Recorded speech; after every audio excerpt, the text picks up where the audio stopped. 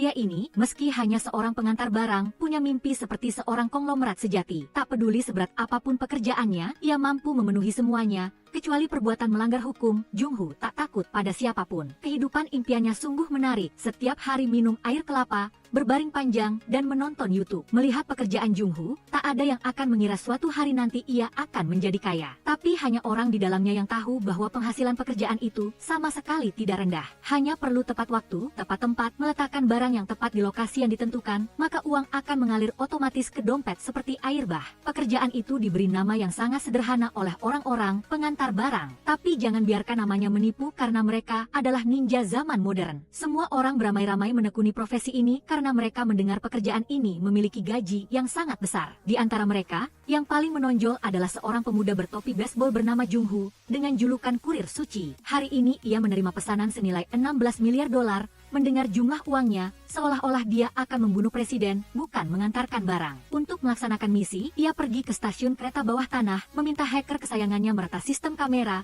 lalu diam-diam menyelinap ke dalam seperti angin. Namun begitu masuk, indera supranaturalnya mengirimkan sinyal tidak biasa. Di sekitar penuh orang berbaju hitam dengan earphone yang sama. Harganya setara dengan sepeda motor, terlalu mewah untuk jadi polisi. Melihat penampilan misterius kelompok orang ini, Jung-Ho berpikir dalam hati bahwa kelompok ini sungguh tidak mudah dihadapi sama sekali. Jung-Ho langsung curiga dan mendesak bibi hacker untuk memastikan apakah imbalannya benar-benar 16 miliar dolar atau hanya penipuan terselubung. Dia tetap meyakinkan, tetapi jumlah orang asing itu membuat dia merinding. Jung-Ho memutuskan berbalik dan mundur karena satu nyawa tidak bisa ditukar dengan setumpuk uang receh itu. Namun tepat saat hendak mundur, bibi hacker melontarkan kalimat 5 juta dolar, setara 115 miliar dolar. Telinganya saat ini seakan bergema musik surga. Kakinya langsung berbalik, ia menyusuri tangga. Ketika melihat seorang pria berotot berpakaian serba hitam, Jung-Ho pun duduk, berpura-pura asyik dengan ponsel, tapi sebenarnya sedang melancarkan siasat kecantikan untuk memancing pria ini mencondongkan badan mengintip. Pria berbaju hitam itu juga tak kuasa menahan pesona gadis cantik, jadi ia ikut menolehkan kepala untuk melihat. Saat pria itu masih sibuk melihat gambar-gambar seksi di layar, Jung-Ho memanfaatkan kesempatan mencuri ponsel, mengirim pesan ke ponsel bibi hacker, lalu dengan cepat menghapus jejak. Setelah menyelesaikan tugas, ia mengembalikan ponsel ke posisi semula seolah-olah tidak terjadi apa-apa. Jung-Ho selesai dengan urusannya, berdiri dan pergi dengan tatapan penuh penyesalan. Pria itu belum pulih dari keterkejutannya ketika menerima pesan panas berisi semua link gadis-gadis Asia Selatan berbikini yang langsung membuat matanya terbelalak. Hacker kemudian melacak identitas kelompok berbaju hitam, ternyata mereka adalah anak buah Sang-Soo, musuh bebuyutan Jung-Ho. Sang-Soo memiliki perusahaan jasa pengawal terbesar di kawasan itu yang menyedot pelanggan seperti penyedot debu. Tapi Jung-Ho bukan orang sembarangan, ia memakai kacamata pintar dengan fungsi pengenalan wajah yang memindai seluruh stasiun kereta seperti pemindai super cepat. Jun berusia 41 tahun, perlu dilindungi dan dibawa ke tempat aman. Dikira mudah, siapa sangka kelompok pengawal sudah mendeteksi dan mengepung dari awal. Di dalam kereta, sekitar penuh dengan orang-orang double S, berencana bertindak di stasiun berikutnya. Jung-Ho tetap tenang, bahkan tersenyum sopan membalas sapaan pria gemuk itu seolah-olah mereka sudah kenal lama sekali. Hacker memberitahu dia bahwa di stasiun berikutnya ada tambahan pasukan double S, jadi harus turun sebelum terkepung erat seperti ikan dalam akuarium. Dia mengedarkan pandangan ke sekitar,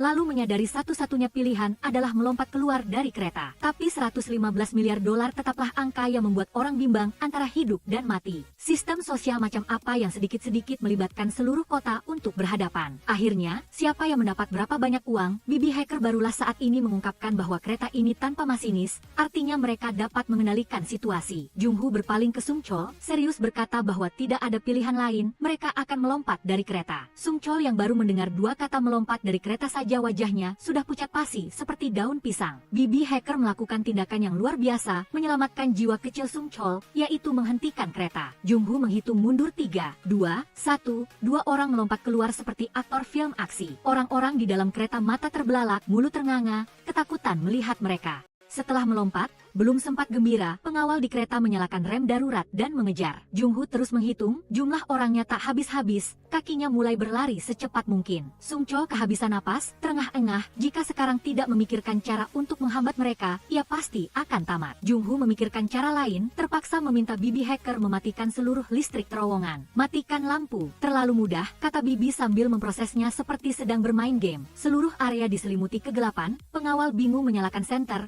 lalu menyadari kedua orang itu sudah lenyap. Jungho muncul dari belakang, melumpuhkan satu persatu seperti menarikan jurus Tai Chi, sambil memukul sambil mengingatkan, "Jangan sentuh kacamataku, ini tidak ada garansinya." Beberapa orang bertubuh pendek dan ringan langsung dirobohkan Jungho sekali pukul. Akhirnya, hanya tersisa pria bertubuh besar dan gemuk yang ditendang satu kali seperti menggelitik tak mempan. Jungho mengusulkan istirahat, bertarung dengan tangan kosong agar adil. Tetapi pria ini dari tim yang menolak keadilan, langsung menerjang dan mencengkeramnya erat. Kereta berikutnya mendekat, ia berjuang lalu melompat, melancarkan tendangan yang membuat lawan pingsan seketika. Namun naas, pria seberat 250 kg menindihnya, membuatnya tak bisa bergerak sementara kereta melaju mendekat. Detik terakhir, Jungho berguling keluar dari rel seperti lumpia yang berguling keluar dari wajan minyak. Ia terengah-engah memikirkan 115 miliar dolar dan merasa hidup ini sangat getir. Namun bagaimanapun juga tugas sudah selesai, sekarang tinggal menunggu transfer untuk beristirahat. Siapa sangka Sung Chol malah meminta dibawa ke Amerika karena takut dirapikan oleh Double S. Jungho bingung harus tertawa atau menangis, lalu menelepon hacker untuk memberitahu pemberi mandat. Tapi setelah mendengar kabar bahwa pemberi mandat juga ingin melenyapkannya karena identitasnya telah terbongkar. Menurut aturan industri, pelaksana tugas harus dihilangkan untuk menjaga kerahasiaan informasi. Malam itu dalam perjalanan ke Amerika, Sung Chol tiba-tiba menghilang secara misterius. Polisi menyelidiki dan menemukan sistem kereta pernah diretas.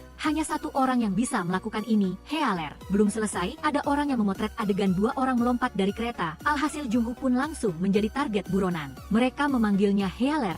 Sung Chol adalah orang yang bersama Healer. Hacker terbongkar, sistem pernah dimatikan seperti film fiksi. Semua menunjuk pada Jungho. Bibi hacker saat ini sedang makan setengah mangkuk nasi, membuka email, melihat foto Jungho di kereta ramai tentara, dan ada catatan. Orang ini berbahaya dan rajin, sungguh menyebalkan. Semua drama yang terjadi di luar sana, Jungho masih belum tahu apa-apa. Karena saat itu ia sedang asyik tenggelam dalam dunia program dunia hewan yang hidup, di mana macan tutul salju membuatnya merasa lebih menarik daripada manusia. Di tengah semangat menyatu dengan alam liar, telepon berdering nyaring, Bibi menelepon. Jungho melirik layar, wajahnya berekspresi seperti baru melihat tagihan listrik, sama sekali tak ada niat mengangkat telepon. Tapi Bibi bukan orang sembarangan, langsung beralih dari mode panggilan ke mengambil alih kendali, meretas komputer Jungho seolah sudah menunggu kesempatan ini setahun penuh. Jungho hanya bisa pasrah memakai kacamata, bersiap menghadapi badai makian. Kenapa tidak angkat telepon? Suara Bibi seperti petir di hari musim panas, sementara Jungho hanya mengangkat bahu. Meskipun Jungho beralasan sedang makan, Bibi tetap tidak memaafkannya. Misi kali ini adalah melacak seorang gadis dan mengambil sampel DNA-nya. Semudah makan roti, tapi hanya di atas kertas. Gadis ini bukan orang sembarangan, tumbuh di antara kasih sayang paman-paman mantan narapidana. Usia 6 tahun sudah tahu membuka kunci dengan jepit rambut, 8 tahun menggunakan stetoskop untuk memecahkan kode. Bakatnya bisa membuka pusat pelatihan. Berkat pelatihan yang cermat itu, ia mahir dalam segala trik. Tumbuh dalam dimanja, sampai-sampai setiap pagi harus makan roti lapis yang disiapkan, minum teh pagi yang layak. Perhatian berlebihan dari paman-paman membuatnya setiap kali pergi bekerja terasa seperti pergi berperang. Hari itu, dalam sekejap ia menggantungkan diri agar tidak ketinggalan bus. Seseorang yang belum berdiri tegak jatuh menubruk dada Jungho, takdir mengetuk. Jian mencoba menoleh untuk melihat siapa yang telah merebut ruang pribadinya, tetapi Jungho sudah berbalik pergi seperti hantu. Ternyata ini adalah misi kedua Jungho, mendekati gadis itu untuk mengambil sampel DNA. Keduanya duduk di kursi, Jian mencoba menoleh lagi, tetapi masih terlambat sepersekian detik. Insting bertahan hidup mengajarkan dia bahwa pria misterius di belakang pasti tidak bersih, jadi dia pura-pura tidur meskipun sama sekali tidak mengantuk. Jungho mulai mencari cara untuk bertindak. Tiba-tiba Jian bangkit, hampir membuat Jungho refleks mengayunkan tangan. Ketika kembali tenang, Jungho menyadari gadis itu sudah memakai topi tertutup rapat seperti ninja. Jungho terdiam, berpikir dalam hati, kalau dia begini, bagaimana aku bisa mencuri dengan keyakinan? Tidak ada pilihan lain, ia menguntit di belakang, menantikan kesempatan. Tapi tingkat kewaspadaan Jian luar biasa tingginya. Hacker melaporkan bahwa di dalam ranselnya pasti ada barang pribadi, ambil saja satu selesai. Jungho mengedarkan pandangan, menemukan kios buah, pesepeda, kaleng minuman, persis seperti rencana. Tepat saat itu, seorang paman tak dikenal tersandung menabrak kios buah, suasana kacau balau seperti pesta desa. Jungho memanfaatkan kesempatan, dengan lembut meminjam sebentar ransel gadis itu, lalu langsung masuk ke toilet umum. Ia menumpahkan isi ransel dan sangat kebingungan.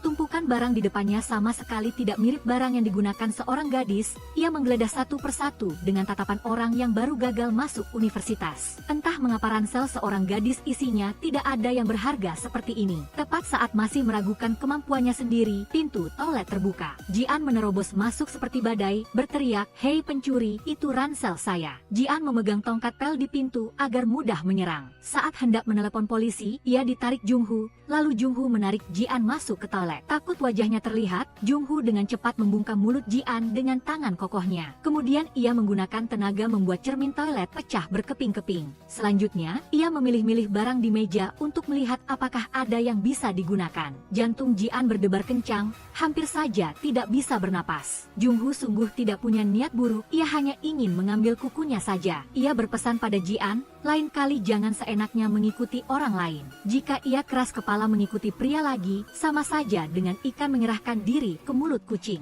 Jian tinggal sendirian di toilet pria, ketakutan setengah mati. Jungho setelah menyelesaikan tugas, mengirimkan sampel ke lokasi yang ditentukan. Penyewanya setelah menerima alamat langsung datang.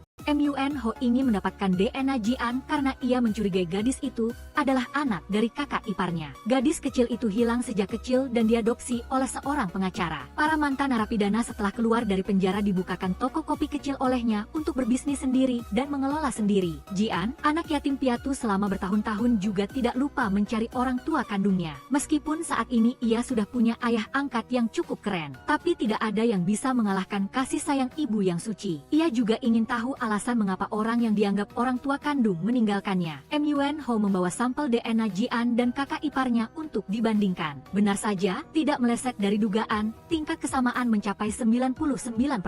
Pada hari itu ketika Jian meminta untuk pulang, ia bertabrakan dengan seorang pria. Pada saat yang sama ketika pria itu mengambil tas ranselnya dan diam-diam memasukkan kamera ke dalam tas Jian. Pria itu bukannya meminta maaf, malah berbalik dan pergi. Jian juga tidak peduli bahwa pria ini adalah Jungho. Tugas ketiganya adalah mendekati Jian dan mulai menyelidiki situasi kehidupannya. Jian adalah seorang wartawan berita sosial daring. Ia datang ke tempat parkir ingin mencari plat nomor mobil. Jungho mengikutinya dari belakang. "Apakah kau yakin gadis itu adalah seorang wartawan? Kalau begitu bagaimana? Lihat tindak tanduknya, lebih terlihat seperti pencuri mobil dan sangat amatir." Dia bahkan menyapa kamera depan mobil. Apa dia takut orang lain tidak bisa menemukannya? Saat itu, Jian melihat seorang wanita di dalam mobil sedang dimarahi oleh seorang pria. Ia baru saja hendak maju untuk memeriksa, tak disangka dihalangi oleh petugas keamanan dan diusir. Jian tidak mau melewatkan data berita sebagus itu. Karena itu, ia mengubah arah, melanjutkan mengamati secara diam-diam. Aduh, tunggu sebentar, tidak tahu harus bagaimana dengan petugas keamanan ini. Ia hendak berbalik untuk menghadapi. Tiba-tiba melihat bintang yang ingin ia selidiki sudah muncul. Ia bergegas mengejar, tapi terhalang oleh gerbang keamanan. Ia mengisyaratkan agar pria itu membukakan pintu. Bintang itu tahu niatnya, sama sekali menolak merespons. Tepat saat Jian hampir melewatkan kesempatan, seorang wanita menggesek kartu membuka pintu. Jian berlari ke depan lift, melihatnya berhenti di lantai 9. Seketika tak bisa menyembunyikan kebahagiaannya. "Kali ini lihat saja, kau mau lari kemana?" Saat ini barulah ia melihat wanita yang baru saja diintimidasi, kemudian lift berhenti di lantai 9. Jian saat keluar dari lift melihat wanita itu. Merasa wanita itu sangat tidak normal, tapi ia juga tidak terlalu peduli. Selanjutnya ia mulai menyamar, sesekali melihat lift naik ke atas, kemudian lift berhenti di lantai 25. Lantai 25 justru adalah lantai tertinggi dari gedung ini. Tidak lama kemudian lift berhenti lagi di lantai 9. Saat ini Jungho muncul di dalam lift. Jian penasaran, berlari mengikuti dan bertanya padanya apakah ia melihat seorang wanita. Jungho menggeleng, menyatakan tidak melihat. Jian saat ini melihat tas tangan di lantai. Merasa hal ini tidak biasa, oleh karena itu ia naik lift ke lantai 25. Setelah keluar dari lift, ia dengan cepat berlari ke lantai paling atas. Setelah Jian sampai di lantai atas, pemandangan di depannya adalah hal yang ada di benaknya. Karena itu, ia ingin membujuk wanita itu untuk turun. Namun, meskipun ia mengatakan apapun, wanita itu tampaknya sudah memutuskan. Tidak ada cara lain, Jian hanya bisa menceritakan hal-hal yang pernah ia alami. Ia mengatakan kepada wanita itu, saat ia kecil, ia juga pernah berpikir seperti yang wanita itu pikirkan saat ini. Saat usia 5 tahun dibuang orang tua kandung ke tempat sampah, kemudian berpindah-pindah 5 panti asuhan, diadopsi orang lalu ditinggalkan lagi. Saat ini wanita itu perlahan berhenti menangis, bersabarlah sebentar lagi, pasti akan berlalu. Setelah itu, Jian mengulurkan tangan menyelamatkan wanita itu, semua sudah direkam Jian. Saat ini hati Jungho juga menjadi terharu, ia langsung mematikan sistem perekam, meninggalkan tempat kedua wanita itu terisak-isak. Setelah itu Jungho menyamar sebagai pelanggan, mendatangi kedai kopi ayah angkat Jian. Tujuannya adalah menyelidiki apakah Jian dianiaya ayahnya. Melalui kacamata ia memotret dan mengirimkannya kepada Bibi Minja, melaporkan situasinya. Ia menemukan bahwa semua karyawan di sana adalah narapidana yang pernah dipenjarakan karena dilaporkan oleh ayah Jian. Saat ini Jian dan ayahnya mulai menari dansa. Melihat karyawan di kafe otomatis menutup telinga, tampaknya ini bukan pertama kalinya. Pemandangan sebahagia ini, ketidakharmonisan keluarga adalah hal yang mustahil. Setelah itu ia mengirimkan seluruh video kepada Bibi Minja. Bibi mengatakan kepadanya bahwa sekarang hanya perlu menyelidiki satu hal untuk menyelesaikan tugas, yaitu menyelidiki apa mimpi Jian. Tapi Jian tidak pernah menggunakan media sosial. Sekarang hanya ada satu cara,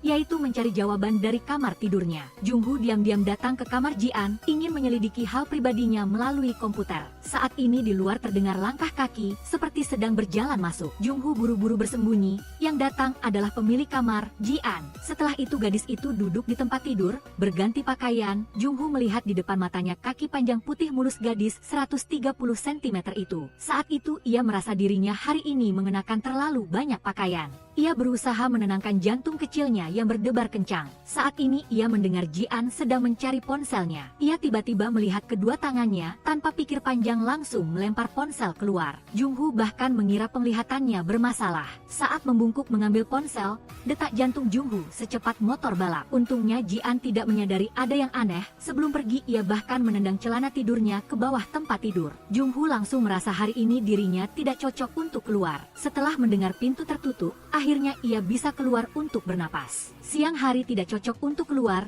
jadi bertindak di malam hari juga tidak masalah. Melihat gadis konyol di depannya, ia berpikir, apa sebenarnya impian gadis ini? Kapan tugasnya sendiri akhirnya bisa diselesaikan? Apa yang disebut kemalangan tak datang sendiri. Saat ini, Bibi Minja sekali lagi menerima email peringatan. Itu adalah laporan penyelidikan atas kasus pembunuhan Sung Chol. Pihak kepolisian memasukkan identitas Heller Jungho ke dalam daftar buronan kriminal. Ia segera memberitahu Jungho untuk mundur dan mengakhiri tugas saat ini, serta segera mencari tempat persembunyian. Tetapi Jungho mengatakan kepada Minja bahwa saat ini ia tidak bisa mundur, karena 3 hari yang lalu ia menemukan fotonya di kamar Yang Shin. Ia sangat ingin tahu siapakah Yang Shin sebenarnya. Saat ini Minja sekali lagi mengingatkan Jungho bahwa sekarang ia adalah buronan di internet. Jungho berkata pada bibi itu, ada yang mempercayakan tugas pada kita. Katanya ingin melakukan tes hubungan ayah anak, oleh karena itu kita mendapatkan sampel DNA-nya, bahkan kuku jarinya pun dipotong. Tugas selanjutnya menyuruh kita mencari tahu tentang impiannya. Membuat saya mengawasinya 24 jam, tunggu sebentar. Apakah gadis itu menggigit umpan saya? Setelah itu Minja mengatakan kepada Jungho bahwa kasus Sung Chol pasti ada yang berkonspirasi melawannya. Jadi sekarang ia harus pulang dan beristirahat. Minja terus berbicara tanpa henti sementara Jungho tidak menghiraukannya sama sekali. Saat ini di bawah ada mobil putih datang. Orang di dalam mobil tidak turun, jelas orang ini sedang menunggu sesuatu. Ia segera mengirim plat nomor mobil kepada bibi itu, menyuruhnya menyelidiki siapa pemilik mobil, sementara ia pergi ke posisi terdekat dengan mobil. Saat ini ia menemukan wajah ini sangat akrab, sepertinya ia pernah melihatnya di suatu tempat. Ternyata itu adalah foto di dinding Yang Shin. Saat ini Minja memberitahunya bahwa pemilik mobil adalah Kim Moon Ho. Ia adalah seorang jurnalis terkenal dari salah satu stasiun TV. Terlebih lagi, pemilik saluran media paling populer saat ini adalah kakak kandungnya. Saat ini Jungho tersenyum tipis karena ia telah menemukan target berikutnya. Moon Ho baru saja pergi dengan mobil,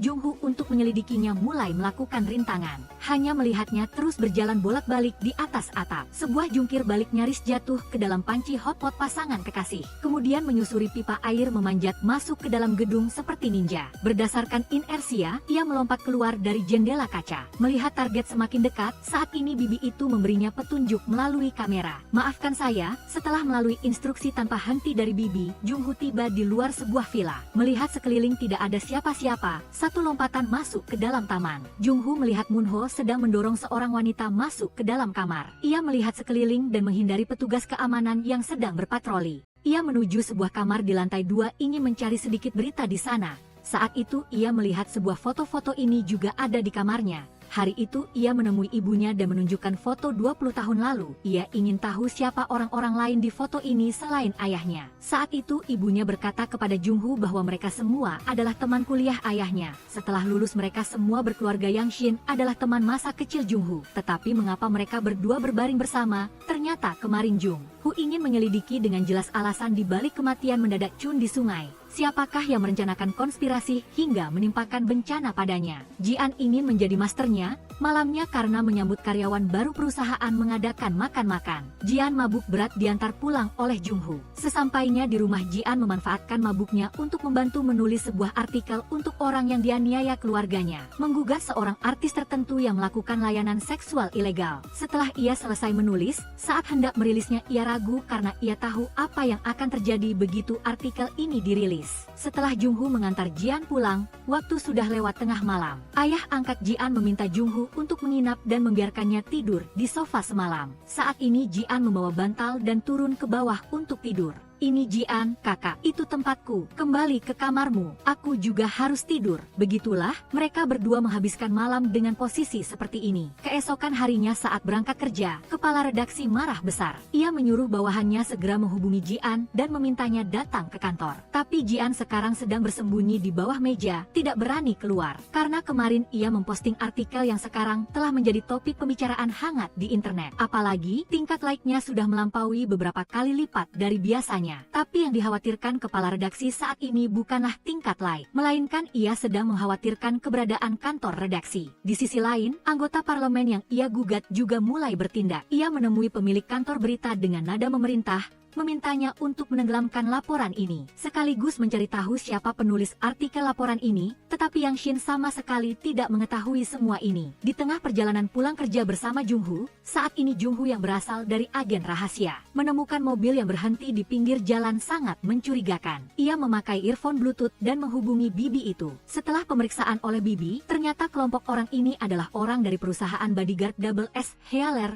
Cepat lari, mereka pernah berkelahi denganmu sebelumnya. Sekarang kamu adalah identitas yang sebenarnya, jangan bikin masalah, cepat lari. Setelah itu Jungho membawa Yang Shin ingin mengambil jalan memutar, tetapi tidak disangka, baru saja berjalan sudah dihadang dari depan dan belakang, membuat mereka terjebak di sini. Saat ini seorang preman menghadang Yang Shin. Ia buru-buru mundur dan berkata kepada Jungho, "Senior, baik, saya akan maju menghadang mereka, kamu cepat lari." Yang Shin tidak tahu identitas lawan, Jungho tahu jelas mereka semua adalah orang Double S. Mereka datang karena artikel itu. Preman yang memegang tongkat itu segera memukul Yang Shin. Ia tidak punya pertahanan sama sekali, nyaris membentur dinding. Untungnya dihentikan oleh tangan Jungho yang menahan inersia gaya benturan. Para preman saat ini masih belum menyadari Jungho, melihat ia mencampuri urusan orang lain. Mereka menyuruh anak buahnya memberi pelajaran. Beberapa pukulan berhasil dihindari Jungho dengan cerdik, tetapi agar tidak menunjukkan kelemahan, ia berpura-pura dipukul dan terus-menerus mengeluh kesakitan. Yang Shin melihat itu buru-buru maju menghalangi agar mereka berhenti. Ia setuju dirinya bisa ikut bersama mereka. Begitulah Yang Shin dibawa pergi oleh para preman. Saat ini Jungho menoleh melihat Yang Shin sedang memegang dadanya. Ia memakai earphone. Bibi itu berkata, "Healer, kamu hanya pura-pura dipukulkan. Bagus sekali. Sekarang juga kamu cepat pergi. Saya sudah menghubungi polisi. 10 menit lagi mereka akan tiba di sana." Saat ini Jungho melihat lukanya dan teringat kembali kata-kata ayah angkat Yang Shin kepadanya. Karena Yang Shin saat kecil mengalami ketakutan, saat tegang akan sulit bernapas, saat serius bisa juga meninggal. Teringat hal ini, ia memutuskan untuk mengambil risiko sekali. Saat ini Yang Shin karena sesak napas jatuh ke tanah. Ketua kelompok preman itu mengira Yang Shin pura-pura sakit. Dia baru saja hendak maju menyerang, saat ini Jungho dengan peralatan lengkap menyerbu masuk. Yang Shin sudah jatuh ke dalam kondisi bahaya, Jungho harus cepat bertindak dan menang cepat. Pemimpin preman itu menyadari Jungho adalah Healer. Ia memegang ponsel dan mulai mengambil gambar. Namun ponsel itu terpental karena dilempar batu bata oleh Jungho. Preman yang panik itu baru saja ingin maju, ditendang oleh Jungho yang melompat dan jatuh ke tanah. Tiba-tiba terdengar suara sirene mobil polisi yang meraung-raung dari kejauhan. Beberapa pria berbaju hitam buru-buru lari seperti dikejar anjing. Jungho melihat Yang Shin sedang berusaha mengambil kotak obat. Ia berlari menghampiri untuk membantu meletakkan obat di tangannya. Yang Shin meminum obatnya, sekaligus ingin menoleh melihat wajah Jungho, tetapi Jungho menahannya dan memeluknya erat-erat. Keesokan harinya Yang Shin mulai meneliti foto di dinding. Bagaimanapun ia melihat orang ini mirip dengan orang yang merampas ranselnya. Benar, dia tidak salah, dia memang Healer, tapi mengapa membantu dirinya? Jungho segera kembali ke kondisi penakut. Yang Shin turun bertanya apakah dia terluka. Jungho kembali berakting, melihat bagaimana ia membela diri. Maaf, apakah kamu baik-baik saja? Apakah terluka? Tidak apa-apa, aku malah lari duluan. Seharusnya aku melindungi senior, tapi aku terlalu takut. Lagi pula aku tidak berdaya. Sampai setelah aku sadar, aku mendapati diriku sudah melarikan diri. Setelah itu Yang Shin pergi ke kantor redaksi. Kepala redaksi setelah melihat Yang Shin, ia telah mengubah pandangan sebelumnya. Sekarang ia mendukung cara kerja Yang Shin, sekaligus juga mengatakan padanya bahwa sekarang masalah sudah menjadi rumit, tidak peduli itu menulis laporan atau memberikan bukti di pengadilan. Sekarang kamu pergi mencari petunjuk yang berguna. Hanya dengan begitu kantor redaksi kita baru bisa terus bertahan. Setelah itu Jungho dan Yang Shin pergi ke tempat tinggal anggota parlemen. Begitu sampai di sini, ia baru menyadari tempat ini tidak biasa. Kita bisa langsung lewat, kita tidak bisa melakukan itu. Yang Shin menyuruh Jungho segera menghentikan mobil. Tetapi beberapa saat kemudian entah bagaimana ia malah menyuruhnya mengemudi terus. Kita kembali, susun rencana dulu, ayo cepat pergi, kita temui dia di hari lain. Lihat betapa sombongnya anggota parlemen negeri Ginseng, berani memukul pacarnya di tempat umum. Tidak marah, tendang lagi beberapa kali, gadis itu hanya bisa terisak-isak menangis tidak berani melawan. Tetapi setelah keluar melihat semuanya, ia mulai terengah-engah. Karena saat kecil bayangan gelap tentang sifat jahat ayahnya membuat ia tidak bisa menghapus ingatan itu. Jungho melihat wajah Yang Shin yang panik, ia menggunakan tenaga mengguncang keras tubuhnya agar Yang Shin sadar kembali. Setelah menunggu Yang Shin sadar, Jungho secara diam-diam menghubungi rekan timnya di luar, menyuruh mereka bertindak sekarang juga. Terlihat di luar pintu ada satu tim pengendara motor datang, di tangan mereka memegang pistol semprot air ke arah petugas keamanan. Saat ini rekan tim Jungho memanfaatkan kekacauan untuk menyelinap naik ke mobil mewah pemimpin tim keamanan Sangsu. Setelah itu menggunakan ponsel menghubungkan data di dalam mobil. Selanjutnya giliran Minja beraksi untuk mengulur waktu bagi Minja. Para pengendara motor kembali menaburkan bubuk kapur putih ke arah para penjaga. Saat ini Minja berhasil login ke sistem di mobil dan berhasil menyalakan mobil. Apalagi mengendalikannya berputar-putar di luar pintu. Pada saat yang sama Sangsu menerima telepon dari anak buahnya. Setelah itu membawa anak buahnya pergi melihat situasi. Saat ini anggota parlemen berjalan ke samping Yang Shin memperingatkannya agar tidak mencampuri urusan orang lain. Jungho melihat semua benda di sekitarnya, aturan penempatan pot bunga ditambah lorong yang dilapisi kapur di mobil. Setelah itu ia menendang rak di samping, kedua orang itu memanfaatkan kesempatan untuk melarikan diri dari sini. Setelah kembali ke kantor redaksi, Yang Shin masih belum membaik, ia mencoba membuka botol obat tetapi malah menjatuhkannya ke tanah. Jungho buru-buru memungut botol obat dan mengeluarkan 2 pil memberikannya kepada Yang Shin. Setelah minum obat, ia bersandar di lengan Jungho untuk beristirahat sebentar, baru kemudian dengan susah payah duduk tegak. Ia berkata kepada Jungho bahwa artikel tentang layanan escort anggota parlemen telah menyebabkan banyak masalah bagi dirinya dan dia. Oleh karena itu, setelah ini ia tidak perlu mengikutiku lagi, itu benar-benar berbahaya. Jungho tidak berkata apa-apa, ketika Yang Shin pergi, ia tiba-tiba teringat satu hal. Yang Shin penasaran mengapa pihak lain tahu dengan jelas berapa butir obat yang ia minum setiap kali. Jungho beralasan bahwa bukankah biasanya orang minum 2 butir obat sekaligus. Yang Shin juga tidak bisa menyangkal bahwa itu memang hal yang biasa. Setelah berpisah dari Yang Shin, Jungho melengkapi diri dan pergi ke rumah anggota parlemen. Karena ia tahu di rumah anggota parlemen itu ada rekaman pengawasan. Apalagi juga menyimpan video layanan escort yang disembunyikan, digunakan untuk mengancam para gadis itu. Jungho langsung masuk ke rumah, memegang pisau kerajinan tangan berjalan ke lukisan senilai 20 miliar. Ia memperingatkan anggota parlemen itu agar tidak bertindak ceroboh, tetapi dia tidak tahu batasan dan malah mencibir. Jungho tidak peduli, langsung merusak lukisan itu. Anggota parlemen yang marah mengambil tongkat baseball dan menyerang. Tetapi tongkat itu direbut oleh Jungho. Anda sangat suka memukul orang, kan? Saat ini petugas keamanan di luar pintu mendengar teriakan anggota parlemen dan buru-buru datang. Tetapi pintunya terkunci, tidak bisa masuk. Anggota parlemen saat ini sudah dipukuli babak belur, kesakitan sampai mulai berlutut memohon ampun. Sekaligus mengeluarkan uang dan jam tangan bermerek memohon Jungho untuk melepaskannya. Namun Jungho tidak tertarik dengan hal-hal itu. Setelah ini jangan memukul orang lagi, terutama jangan memukul wanita. Saya tidak akan memukul lagi. Rekamannya di mana? Apa? Rekaman apa? Rekaman yang merekam para gadis itu adalah modal Anda, kan? Jungho langsung mengerti. Melepaskan lukisan terkenal itu, sebuah brankas muncul. Jungho mengeluarkan alat pembuka kunci dan mulai membuka. Memanfaatkan Jung-Ho membuka kunci, anggota parlemen itu berniat pergi membuka pintu untuk petugas keamanan. Saat ini ia kesakitan sampai tidak bisa memanggil ibunya. Saat itu, bajingan pemimpin itu datang membawa linggis dan menggunakan tenaga untuk mencongkel pintu. Saat mereka masuk, Jung-Ho sudah lama pergi. Anggota parlemen yang marah ingin memukul orang lagi. Pemandangan lain, Yang Shin menerima sebuah pesan. Pengirimnya adalah Healer. Isinya menyuruh Yang Shin naik ke atap sendirian. Setelah itu Yang Shin melihat sebuah surat, ketika dibuka di dalamnya adalah hard disk eksternal. Saat ini ponselnya kembali mendapat pesan, Healer memberitahunya bahwa ini adalah video pengawasan resepsi anggota parlemen Huang. Yang Shin memasukkan hard disk ke dalam tasnya, ia tahu Healer masih ada di sini. Oleh karena itu Yang Shin ingin bertemu dengannya, tetapi Healer ada sebagai orang misterius. Pada dasarnya tidak akan membiarkan siapapun melihat wajah aslinya. Yang Shin melihat Healer tidak muncul, jadi ia mengambil penutup mata dan menutup matanya, mengatakan ia hanya ingin menanyakan beberapa pertanyaan saja. Saat ini Healer melihat ia tidak mau pergi. Ia tidak tega sehingga ia keluar. Kamu mau bertanya apa? Yang Shin bertanya kepada Jung-Ho, mengapa setiap kali saya dalam bahaya, Anda akan muncul? Mengapa hari ini memberi saya hard disk ini? Mengapa mengambil kuku saya untuk tes? Anda sebenarnya sedang menyelidiki apa? Apakah tes itu untuk memastikan hubungan darah? Apakah Anda ayah kandung saya? Atau kakak laki-laki saya? Jung-Ho tidak mengatakan apa-apa, ia berbalik dan pergi. Pagi keesokan harinya Yang Shin memberikan isi hard disk itu kepada Moon-ho. Moon-ho menyuruhnya segera mewawancarai korban. Jung-Ho mengantar Yang Shin ke kedai kopi di perjalanan.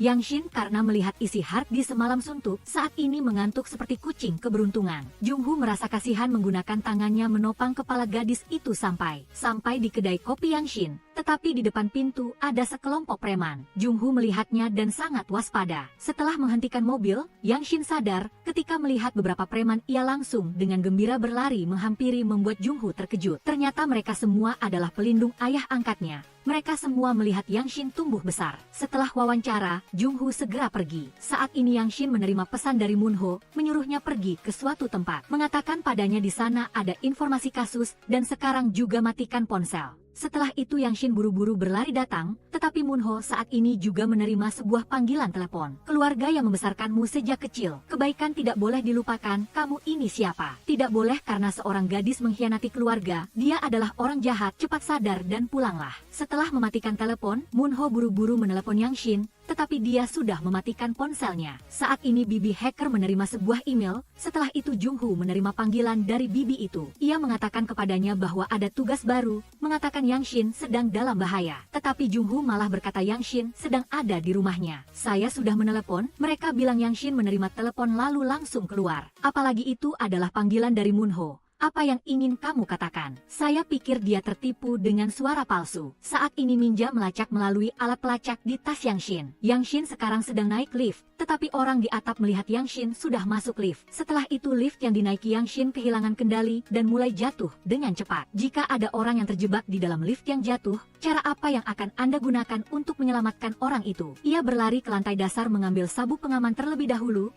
berhasil meluncur ke bawah lift, membuka jalan keluar di atap. Lift saat ini mulai jatuh lagi, Jung-Ho menggunakan topinya menutupi mata Yang Shin. Setelah itu ia mengikatkan sabuk pengaman ke tubuh Yang Shin. Saat ini kabel lift perlahan-lahan putus. Jung-Ho memegang salah satu kabel, menyelamatkan Yang Shin keluar dengan luar biasa. Yang Shin tahu bahwa Healer yang menyelamatkannya. Ia ingin melepas topi, tetapi ia tetap menghormati aturan Healer. Hanya saja ia berkata dengan marah kepadanya, Anda hampir meninggal. Anda gila ya? Meskipun bekerja demi uang, ini agak keterlaluan. Ketika Yang Shin ingin menyentuh Healer, ia menghindar. Ia tidak tahu apa yang akan terjadi jika Yang Shin melihat dirinya. Yang Shin berkata kepadanya, tidak peduli Anda menerima tugas dari siapa, tetapi hari ini saya berhutang nyawa padamu. Ketika Yang Shin masih berbicara, Jung-Ho meletakkan tasnya, berbalik dan bersiap untuk pergi. Saat ini turun salju, sejak saya sendirian, saya tidak pernah mengharapkan apapun dari siapapun, karena itu baru bisa hidup dengan baik. Setelah itu melihat Moon-ho juga datang ke sini, ia dengan tegas berjalan kembali ke Yang Shin, menarik topinya ke atas. Keduanya di bawah hujan salju tanpa ragu-ragu, saling memberikan ciuman yang berapi-api. Saat ini terdengar suara Moon-ho, Jung-Ho hanya bisa bersembunyi. Ia melihat Moon-ho begitu peduli pada Yang Shin, setelah itu ia memakai earphone terhubung dengan Minja, ingin tahu identitas sebenarnya Moon-ho. Ia juga ingin menyelidiki siapa yang mencelakai Yang Shin.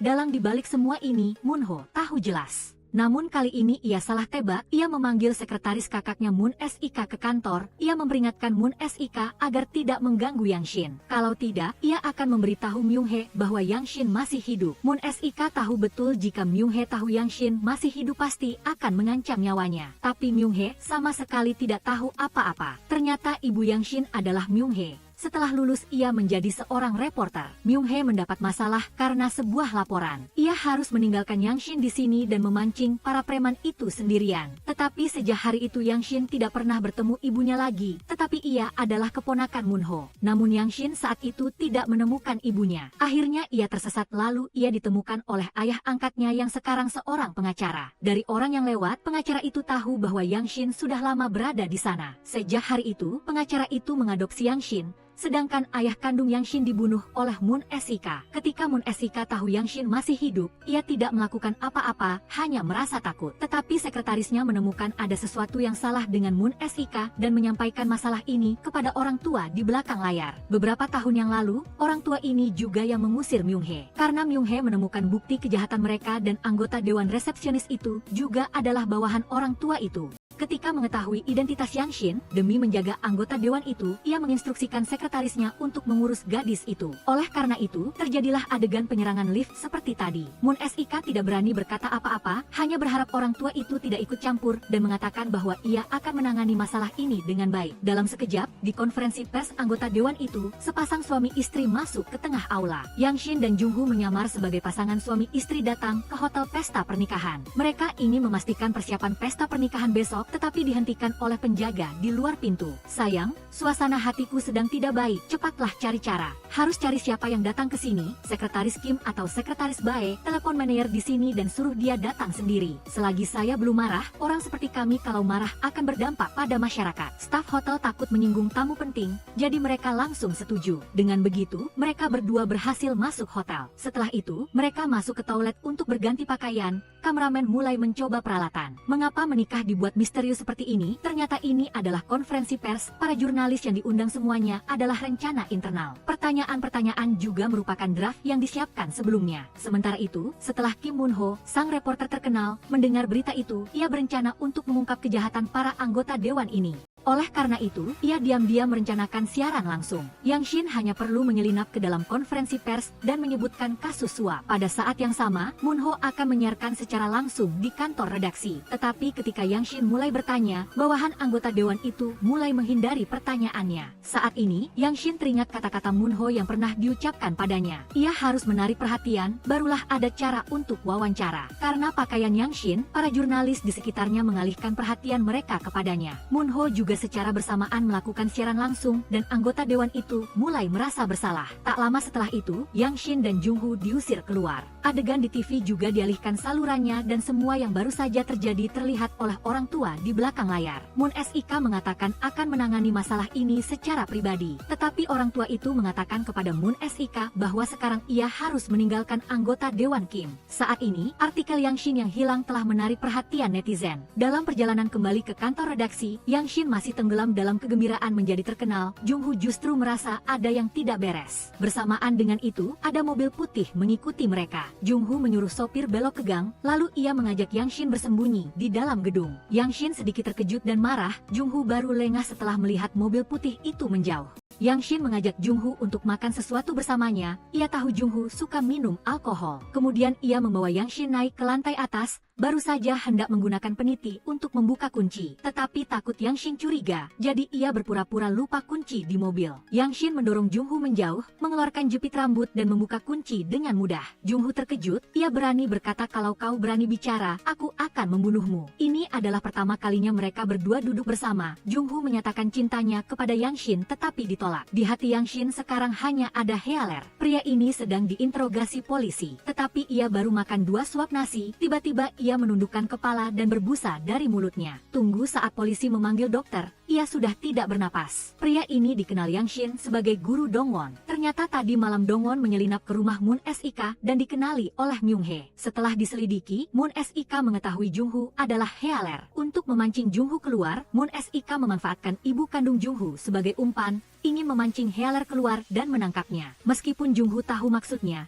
demi ibunya ia tetap harus pergi. Bibi Jo Min-ja hanya bisa bekerja bekerja sama dan memberitahu posisi kepada Jungho. Tetapi ketika Jungho ingin tahu berapa banyak orang di bawah, sistem Bibi Jominja diretas. Ternyata Dongon ingin tahu posisi Bibi Jominja. Bibi Jominja hanya bisa mematikan saklar utama. Tapi dengan begitu Jungho dan Bibi Jominja juga akan kehilangan kontak. Aku harus tahu situasi di bawah, Bibi. Sekarang Jungho hanya bisa turun ke sana sendirian. Ia pergi ke basement setelah memeriksa jumlah orang. Ia pergi untuk menyelamatkan ibunya. Setelah menjatuhkan beberapa orang dengan mudah, ia membuka pintu mobil, tetapi hanya ada telepon ibunya. Saat ini, Bae Sang-su menembakkan obat bius ke kaki Jungho, lalu menyuruh orang menangkap Jungho. Jungho harus melarikan diri, tetapi begitu masuk tangga, ia bertemu Bae Sang-su. Jungho sekarang tidak sadar penuh, bisa pingsan kapan saja. Setelah pertarungan, ia penuh luka memar di sekujur tubuh. Tak lama kemudian orang-orang Bae Sang-su datang. Jungho juga terdesak ke atap, tetapi tidak bisa membuka pintu. Bae Sang-su mengikuti jejak darah dan mengejar.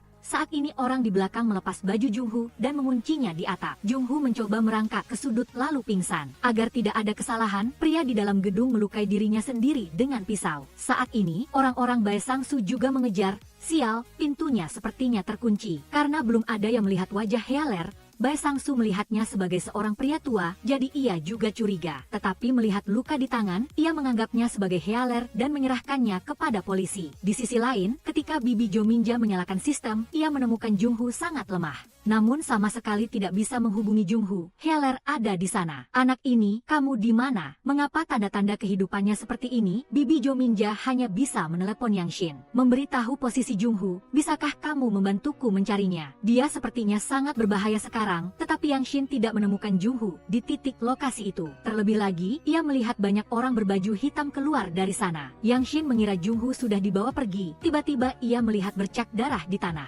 Saat ini Bibi Jominja menelepon. Ia berkata kepada Yang Shin, lokasi Jungho sama sekali tidak bergerak. Kamu siapa? Mengapa kamu tahu tentang saya? Sekarang saya tidak punya waktu untuk menjelaskan kepadamu. Akhirnya, melalui petunjuk dari Bibi Jominja, Yang Shin menemukan Jungho di atap dan membawanya ke rumah sakit. Yang Shin mengkhawatirkan kondisi Jungho. Dokter berkata kepadanya, lukanya tidak dalam dan tidak serius, setelah istirahat sebentar akan pulih. Saat ini, Yang Shin mulai curiga, orang biasa yang penakut seperti Jungho, jika terjadi sesuatu pasti akan lari lebih dulu. Orang penakut seperti dia mengapa tubuhnya bisa sekuat itu? Ketika ia menelepon Bibi Jominja, telepon memberitahu bahwa nomor tersebut tidak ada. Sementara itu, guru Jungho telah mengakui semua kejahatan di kantor polisi dan mengatakan bahwa ia adalah Healer yang mereka cari. Ia ingin menghilangkan kecurigaan dari Jungho, tetapi tidak tahu siapa yang menjebaknya. Di sisi lain, Yang Shin membawa banyak keraguan dan pergi ke sisi ranjang Jungho. Kau harus bangun, aku punya banyak hal yang ingin kutanyakan, anak nakal jangan tidur lagi, cepat bangun, hiks. Saat ini tangannya menggenggam erat tangan Yang Shin. Perasaan ini sangat akrab. Yang Shin ia teringat saat bertemu Healer sebelumnya. Kehangatan tangan ini yang menggenggam tangannya. Memikirkan hal ini, Yang Shin tidak berani percaya. Rekan kerja di depannya ini, mungkinkah benar-benar Healer? Ia berlari ke mobil Jungho, sepertinya sedang mencari sesuatu. Ia mengobrak-abrik seluruh mobil, akhirnya menemukan bintang laut ini. Ini adalah bintang laut yang Yang Shin sengaja tinggalkan di tempat telepon saat ia dan Jungho berbicara di telepon. Maksudnya ingin memberikannya kepada Healer. Tetapi sekarang muncul di mobil Jungho, ia semakin yakin Jungho adalah Healer. Ia kembali ke rumah sakit ingin bertanya dengan jelas. Saat ini Jungho sudah sadar, apalagi adik perempuannya membawakan pakaian. Yang Shin sudah menyiapkan banyak pertanyaan, tetapi saat ini ia masih tidak bisa mengatakannya. Ia ingin Jungho mengatakannya sendiri, tetapi Jungho jelas tidak bisa mengungkapkan identitasnya. Ia berbalik dan pergi begitu saja. Saat sedang jogging, Bibi Jominja berkata kepada Jungho, guru Jungho mungkin mendapat masalah. Jungho segera berbalik setelah mendengar itu, mengemudi ke kantor polisi untuk melihat situasinya. Tetapi begitu sampai di pintu, ia melihat tubuh gurunya didorong keluar. Ketika ia ingin berlari untuk memastikan, ia dihentikan tepat waktu oleh rekan-rekannya. Beberapa hari kemudian, Jungho tidak datang ke kantor redaksi untuk bekerja. Bibi Jominja juga tidak bisa menghubunginya. Ia menyuruh orang Jungho pergi memeriksa, tetapi mobil tidak ada bekas bergerak, berarti ia tidak keluar sama sekali. Kalau begitu, ia selalu ada di rumah. Berikan saja alamatnya, aku akan ke sana sekarang. Kau pergi pun tidak akan menemukannya. Mengapa? Walaupun kau sampai di sana, jika dia tidak mau membuka pintu, orang lain tidak akan bisa masuk. Pagi berikutnya, saat kafe baru dibuka, seorang wanita menerobos masuk. Karyawan saat itu sangat panik, berlari dan memberitahu Bibi Jominja bahwa kafe belum buka. Bibi Jominja tidak peduli, langsung pergi ke tempat pemesanan. Saat ini Yang Shin buru-buru turun untuk sarapan. tetapi dipaksa oleh Bibi Jominja untuk memesan untuknya. Yang Shin dengan serius memperkenalkan menu kafe, Bibi Jominja malah menyuruhnya duduk di seberangnya. Kau ingat suaraku? Kau Yang Shin, kau kenal Jungho, ibunya Jungho? Aku sama sekali bukan ibunya. Itu, dia sudah beberapa hari tidak masuk kerja. Aku juga tidak bisa menghubunginya. Berikan ponselmu padaku. Punyaku kenapa? Setelah itu Bibi Jominja ingin meminjam ponsel Yang Shin, memasang peta rumah Jungho untuknya. Ia mengatakan bahwa Jungho sudah seminggu berturut-turut tidak keluar. Tidak keluar, tidak membeli makanan, bahkan air pun tidak ada. Takut dia dalam bahaya, makanya aku datang mencarimu. Setelah Yang Shin mendengar itu, matanya langsung berkaca-kaca. Dia sebenarnya di mana? Tolong beritahu aku. Aku harus melihat mata ini dengan jelas. Yang Shin memegang ponsel yang sudah terpasang peta, mengikutinya sampai ke tempat tinggal Jungho. Trik yang ia pelajari saat kecil sekarang bisa digunakan. Tetapi sampai di lantai teratas, ia berjalan sangat lama, tetap tidak menemukan lokasi spesifik. Seharian di sini, akhirnya petunjuknya hanya di depan. Namun baru saja melangkah, ia melihat pintu di depannya. Ia meletakkan semua perlengkapan ke tanah, mengeluarkan stetoskop untuk mencari posisi lubang kunci. Saat ini Yang Shin berhasil masuk ke ruangan misterius ini. Akhirnya ia menemukan Jungho terbaring di tempat tidur. Jungho sudah tidak makan dan minum selama 7 hari. Yang Shin menyentuh keningnya. Jungho membuka mata. Ketika melihat Yang Shin, ia mengira dirinya sedang bermimpi. Aku bermimpi melihatmu. Aku sangat kedinginan. Yang Shin langsung melompat ke tempat tidur, memeluk Jungho untuk menghangatkannya. Malam hari ketika Jungho bangun, ia tidak menemukan Yang Shin. Ia mengira tadi adalah mimpi. Ketika baru saja ingin turun dari tempat tidur, Yang Shin membawa makanan ringan. Sebenarnya mimpi apa ini? Jungho tidak bisa menahan rasa penasarannya. Mengapa Yang Shin bisa masuk kamar? Bagaimana caranya dia masuk kamar? Ini bukan tempat yang seharusnya kau datangi. Aku ingin kau cepat pergi. Tetapi Yang Shin berkata sekarang sudah pagi. Kalau mau pergi pun harus menunggu hari terang. Sebenarnya Yang Shin sedang menunggu Jungho menahannya, karena ia ingin mendengar langsung identitas aslinya. Setelah selesai bicara, Yang Shin kembali ke dapur melanjutkan memasak. Terlalu asin, harus ditambah air. Jungho mengenakan jaket ingin mengantar Yang Shin pulang. Sementara Yang Shin masih meminta bantuan ayahnya bagaimana cara memasak. Jungho memegang jaket Yang Shin. Yang Shin tidak setuju, ingin menghindar, tetapi ditangkap oleh Jungho dan dipakaikan jaket. Ketika bersiap untuk keluar, Yang Shin berlari kembali ke sisi tempat tidur. Aku hanya menginap 1 malam saja, mengapa kau ingin mengusirku? Yang Shin sangat keras kepala, tetapi ia juga tidak mengerti mengapa Jungho ingin mengusirnya seperti itu. Jungho mengancam Yang Shin agar tidak keras kepala lagi. Kau berani bicara seperti itu karena kau belum tahu situasiku. Yang Shin tetap menggelengkan kepala terus-menerus mengatakan bahwa ia tidak peduli. Saat ini Jungho berkata kepada Yang Shin, jika kau di sisiku, aku akan melukaimu. Tetapi Yang Shin yakin Jungho tidak akan melakukan itu. Jungho ingin membawanya pergi karena memikirkan keselamatan Yang Shin. Tetapi ia terenyuh oleh pelukan tak terduga Yang Shin. Setelah itu, mereka berdua menjalani hidup tanpa malu-malu. Namun Yang Shin sama sekali tidak bertanya. Ia tahu Jungho punya alasan untuk tidak bicara. Ia akan selalu menunggu Jungho mengatakannya sendiri. Malam hari Jungho mencari Moonho karena sekarang hanya dia yang tahu identitasnya. Ia ingin membalas dendam untuk gurunya tetapi butuh bantuan Moonho. Moonho beralasan menyuruh Yang Shin datang ke kantor polisi untuk mengambil informasi. Tujuannya adalah agar ia membawa Jungho ke kantor polisi, memanfaatkan komputer polisi untuk mendapatkan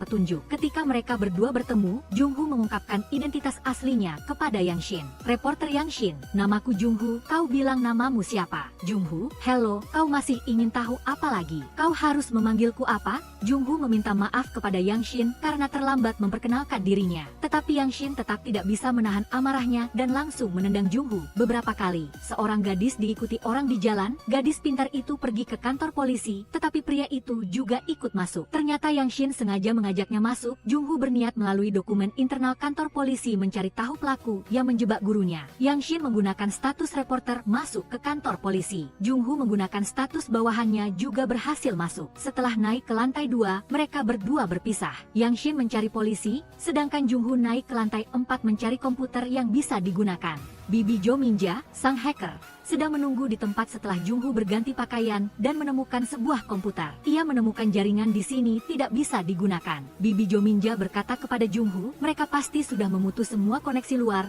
Lalu apa rencana selanjutnya? Percakapan Bibi Jominja dan Jungho didengar Yang Shin dari awal sampai akhir. Karena sebelum datang, Jungho telah memasangkan Yang Shin kartu panggilan suara pintar. Yang Shin lalu berkata, aku pernah bertemu Healer. Kapan aku pernah bertemu Healer? 2 bulan yang lalu. Aku bertemu dia kurang lebih 3 kali. Pria yang baru saja lewat di pintu tadi. Ada orang lewat di sana, dialah orangnya. polisi mengejar Yang Shin, bertanya kemana dia mau pergi, mengapa lari begitu cepat. Ternyata Yang Shin sengaja menggunakan topik ini untuk memancing Dongwon agar Jungho bisa masuk ke komputer. Jungho mengambil kesempatan menyelinap ke dalam ruangan, memasukkan tautan hacker Bibi Jo Minja. Sudah terhubung, komputer ini sekarang milikku. Saat ini Yang Shin membawa Dongwon lari keluar. Yang Shin berkata kepadanya bahwa tadi ia melihat mantan pacarnya, makanya ia lari keluar. Dongwon baru sadar ini adalah taktik memancing harimau keluar dari sarangnya. Ia buru-buru lari kembali ke ruang kerja, tetapi saat ini Jungho sudah turun di samping Yang Shin. Gadis ini, kau tahu kejahatan apa yang baru saja kau lakukan? Katakan saja, menghalangi tugas, membantu mencuri rahasia, dan masih ada. Yang Shin melompat kegirangan karena kekasihnya telah menyelesaikan tugas dengan baik. Selanjutnya, Bibi Jo Minja melalui komputer Dongwon menemukan bahwa agen polisi internal Jisung berkolusi dengan sekretaris Moon SIK. Merasa orang ini sangat mencurigakan dan telah memberikan alamat Jisung kepada Jungho. Tetapi Jungho sekarang khawatir Yang Shin dalam bahaya. Karena Yang Shin masih berada di kantor polisi, menarik perhatian Dongwon. Ia takut Jisung akan kembali dan menyerang Yang Shin karena gurunya telah dijebak di kantor polisi.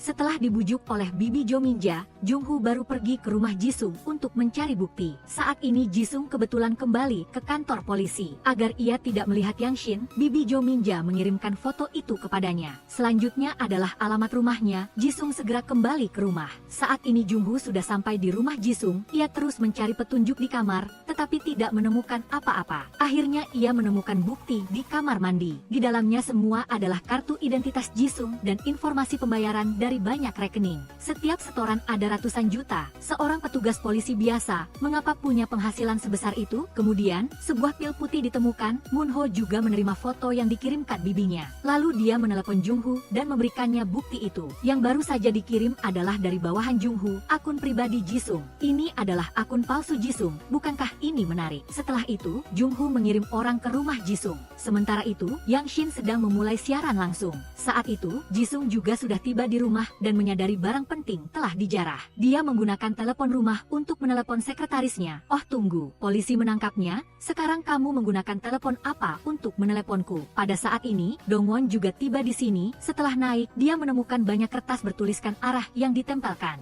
Melalui kertas petunjuk, kunci pintu utama ditemukan. Saat masuk, ditemukan semua informasi penting di dalamnya. Setelah itu, Jisung ditemukan. Akhirnya Jisung ditangkap oleh Dongwon. Yang Shin tetap berdiri melihat. Gadis cantik, apakah kamu punya waktu? Tolong jangan ajari dia kata-kata rayuan ini. Oke, benar-benar sangat ketinggalan zaman. Keesokan harinya ketika Jungho bangun, Yang Shin sudah tidak ada. Dia meneleponnya, tetapi pada saat yang sama, Yang Shin menerima telepon dari Myung-hee. Saya adalah reporter. Saya Myung-hee. Apakah kamu masih ingat saya? Mereka berbicara sangat lama sehingga Jungho tidak bisa menghubungi Yang Shin. Dia sangat cemas, tidak tahu kemana Yang Shin pergi, dan dia terus menelepon tetapi tidak bisa terhubung. Di sisi lain, ketika Yang Shin keluar dengan gembira, dia dipanggil oleh seorang pengemudi. Mendekat dan melihat ini adalah Moon SIK, orang yang dulu diselidiki Yang Shin. Tetapi yang memanggil Yang Shin untuk wawancara adalah istrinya. Moon SIK menyuruhnya naik mobil, mengatakan bahwa istrinya menyuruhnya menjemput Yang Shin. Yang Shin sebenarnya tidak ingin naik, tetapi karena Moon SIK adalah anggota parlemen,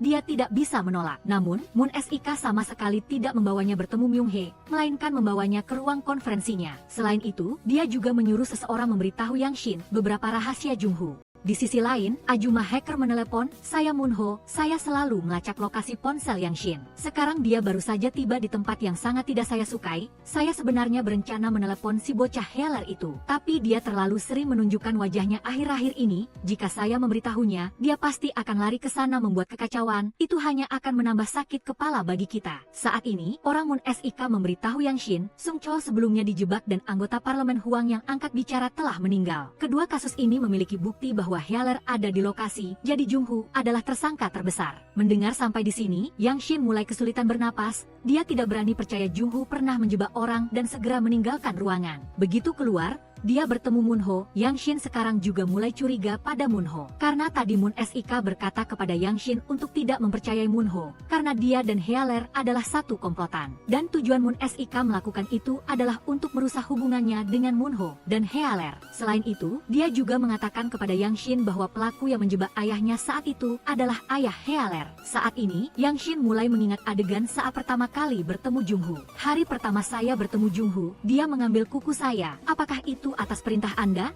Moonho melihat bahwa masalah ini tidak bisa disembunyikan lagi. Dia sebenarnya berencana mencari kesempatan untuk memberitahu Yang Shin. Tapi dia takut Yang Shin semakin salah paham, hanya bisa memberitahunya sekarang. Reporter Cha, ibu kandungmu masih hidup, orang yang dianggap sebagai kakak iparku. Juga orang yang tidak bisa kamu temui hari ini, Myung-hee, adalah ibu kandungmu. Yang Shin bersembunyi di sudut, menelepon pacarnya. Pacarnya sekarang sedikit sibuk, tetapi tetap menjawab pertanyaan pacarnya dengan serius. Kamu sedang bersama siapa? Tidak ada. Aku sedang bersih-bersih. Ada apa? Masalah bahwa ibu kandungku masih hidup. Saat ini, Jung-hoo diserang dari belakang. Dia hanya bisa mematikan telepon Yang Shin terlebih dahulu. Tapi Jung-hoo hanya sedang menyelidiki kasus ayahnya saat itu. Dia ingin tahu apakah benar ayahnya yang telah menjebak ayah Yang Shin atau tidak. Dia sedang mencari polisi bernama Dong Cheol saat itu. Sementara itu, Yang Shin yang baru saja mengetahui banyak informasi, sekarang sulit menerimanya dan bersembunyi sendirian di sudut rumah. Setelah Jung-hoo menyelesaikan urusannya dengan beberapa orang, dia segera lari ke rumah Yang Shin. Ketika masuk dan melihat Yang Shin berdiri membeku di sana, sebagai pacarnya, dia segera mendatanginya, memeluknya dan menghiburnya. Tapi Yang Shin menolak. Jung-hoo juga menyadari ada sesuatu yang tidak beres. Apakah karena aku tidak memberitahumu tentang ibumu sehingga kamu marah? Jung-hoo mengira Yang Shin hanya sedih karena belum menerima keberadaan ibunya. Ketika dia melihat bukti ayah Yang Shin dijebak, barulah dia mengerti mengapa Yang Shin bersikap seperti itu. Apakah karena ini? Masalah apa? Masalah bahwa ayahmu menyakiti ayahku, jadi kamu tahu tentang ini. Dia tahu. Ketika dia mendekat lagi, reaksi Yang Shin membuatnya sangat canggung. Mereka bilang ayahmu adalah tersangka. Dia sama sekali tidak menjebak orang, pelakunya pasti bukan dia. Karena itu aku sedang mencari bukti bahwa itu bukan dia. Baiklah, aku mengerti. Setelah pergi, Jung-hoo melanjutkan mencari Dong Cheol. Melalui informasi yang diberikan Ajuma, bawahan Moon SIK juga sedang mengikuti Dong Cheol.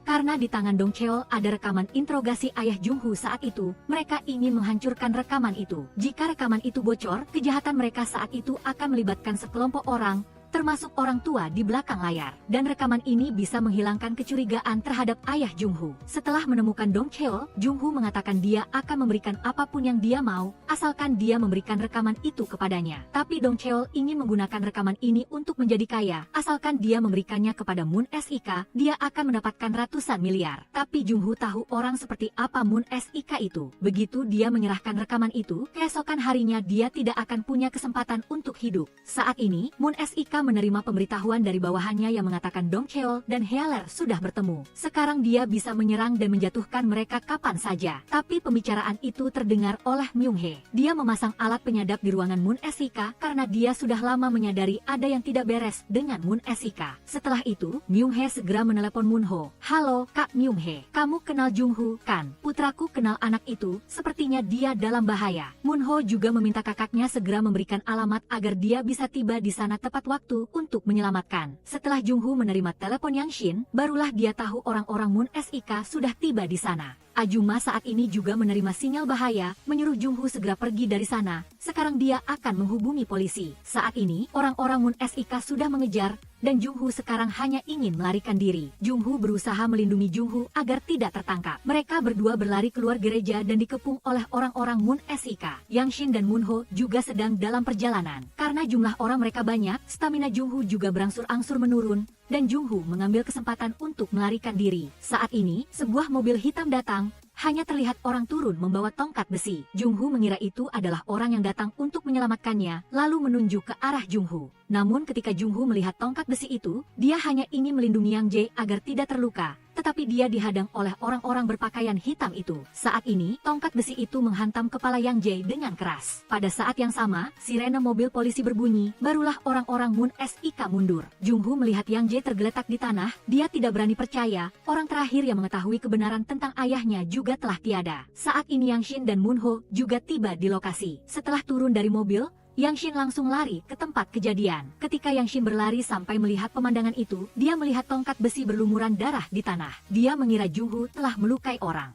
Sedangkan Jung-hoo, setelah berdiri barulah menyadari Yang Shin sudah datang. Tetapi melihat ekspresi Yang Shin, dia langsung tahu Yang Shin berpikir dialah yang menyerang Yang Jae. Namun polisi sudah mengikuti tepat di belakangnya, dia sekarang juga tidak sempat menjelaskan, hanya bisa lari dulu baru bicara. Setelah Jungho sampai di rumah, saat ini Ajuma hacker menyusup ke komputer Jungho, menyelidiki keadaan Jungho sekarang. Kamu tidak mendapat petunjuk apapun sebelum Yang Jae meninggal, ya? Dia mengatakan sesuatu yang sangat aneh. Mengatakan apa itu 391? Apakah itu hitungan nomor 391? Ketika Ajuma sedang menganalisis angka 391, Jungho terlihat tidak fokus. Ajuma yang pintar itu langsung menyadari, anak ini pasti khawatir apakah Yang Shin salah paham padanya. Setelah itu, dia menyuruh Jungho menelepon Yang Shin, menjelaskan semuanya padanya. Kemudian Ajuma itu secara sadar keluar dari panggilan. Saat ini Yang Shin sedang melamun di rumah, telepon berdering, dia melangkah masuk dan melihat ternyata Jungho. Ada apa? Jungho? Tetapi ketika dia mengangkat telepon,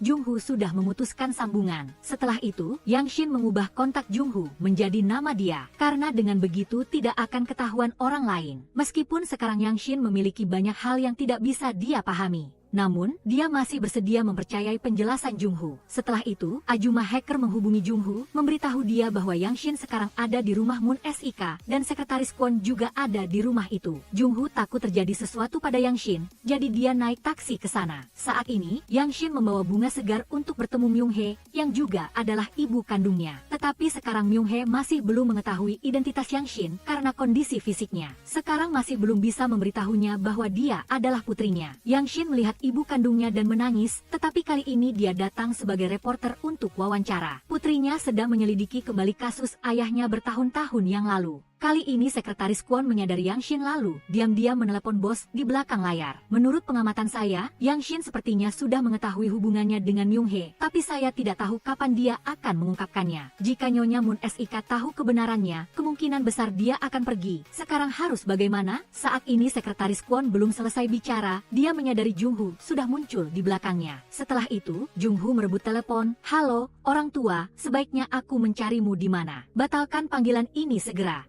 Setelah orang itu menutup telepon, Jungho menyita ponsel sekretaris Kwon, lalu mulai mencari bukti di sini.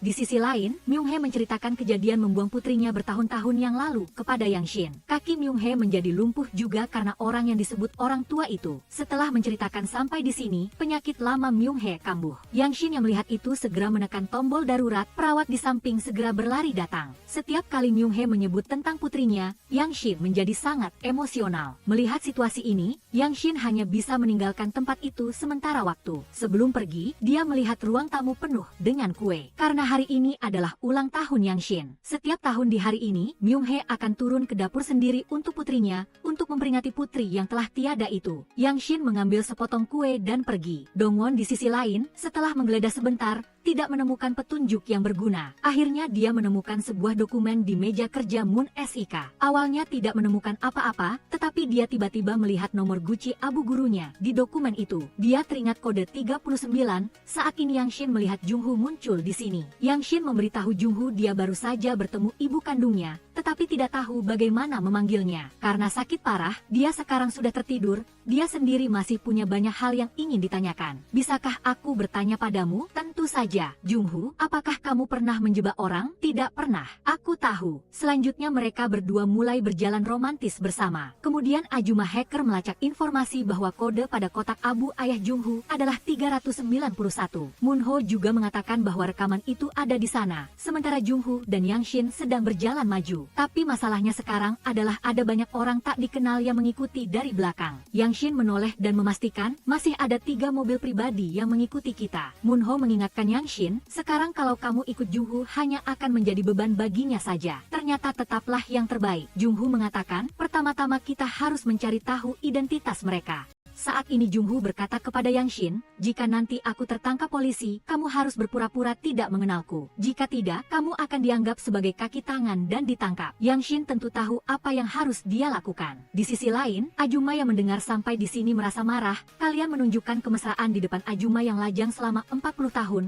Bukankah ini agak berlebihan? Moonho yang mendengarnya juga sangat tak berdaya. Setelah turun dari mobil, Dongwon memakai kacamata pintar. Melihat mobil pribadi berwarna hitam berhenti tepat di sini, lalu memeluk Yang Shin berjalan menuju mobil hitam itu. Tapi Yang Shin berhenti, melihat pintu mobil, dan mulai narsis. Sementara Jungho pergi ke belakang dan mengeluarkan 2 kotak paku, diam-diam meletakkannya di bawah roda mobil. Yang Shin terus menarik perhatian mereka di sisi lain, tertawa dengan bodoh. Jungho maju dan menyuruh Yang Shin cepat lari, jangan sampai tertangkap sekarang. Saat ini orang di mobil ingin berhenti tetapi malah difoto wajahnya oleh Jungho. Selanjutnya beberapa orang dengan cara yang sama berhasil difoto oleh Jungho dan dikirimkan kepada Ajuma, lalu mulai mode pengejaran. Di sisi lain, Yang Shin sedang berlari lalu dihentikan oleh sebuah mobil. Saat ini pintu mobil terbuka, Yang Shin melihat kaki tangan andalan Jungho lalu langsung naik mobil. Tapi kaki tangan itu malah turun dari mobil, membuat Yang Shin terkejut. Saat ini Jungho mengikuti tepat di belakang. Setelah naik mobil, dia buru-buru pergi lagi. Ajuma melihat orang-orang ini semuanya adalah wajah baru, perlu waktu untuk melacak identitas mereka. Setelah itu, Jungho dan Yang Shin pergi ke gereja. Orang-orang tak dikenal itu mengikuti sampai ke sini. Sepertinya mereka juga datang untuk rekaman itu. Setelah sampai di gereja, mereka berdua mencari kode 391 dan melihat ternyata itu adalah Abu ayah Jungho. Dia memperkenalkan Yang Shin kepada ayahnya. Yang Shin juga menyapa ayah mertuanya yang sudah meninggal. Setelah itu Jungho menemukan sebuah gulungan pita di dalamnya. Saat ini, orang-orang tak dikenal itu sedang mengawasi mereka. Jungho memberikan gulungan pita itu kepada Yang Shin untuk disimpan. Dia segera memasukkannya ke balik dadanya. Ketika mereka berdua pergi, orang-orang itu dengan aneh mengikuti di belakang mereka. Saat ini Ajuma hacker kembali mulai beraksi. Ajuma menelepon kantor polisi. Saya orang yang baru saja menelepon tadi. Orang-orang itu akan pergi dan menuju ke pintu masuk. Mereka adalah anggota gangster. Saya sendiri mendengar mereka ingin menculik gadis itu. Setelah Yang Shin dan Jungho keluar, kelompok orang itu secara terang-terangan mengikuti, perlahan mengepung Jungho. Mereka berdua menjelaskan bahwa mereka harus menghilangkan rekaman itu. Saat ini Jungho melihat mobil polisi datang, berkata kepada Yang Shin, tutup matamu. Setelah dia memukul beberapa orang di depannya, Yang Shin dilemparkan ke sana. Mereka melihat Yang Shin berlari ke mobil polisi, lalu mengalihkan target, mengejar Jungho. Di sisi lain, kaki tangan Jungho datang. Berita hari itu langsung menuju ruang kerja Moonho. Sementara Moonho juga bersiap untuk memulai siaran langsung. Isi utamanya adalah rekaman interogasi di ruang interogasi polisi pada tahun 1992.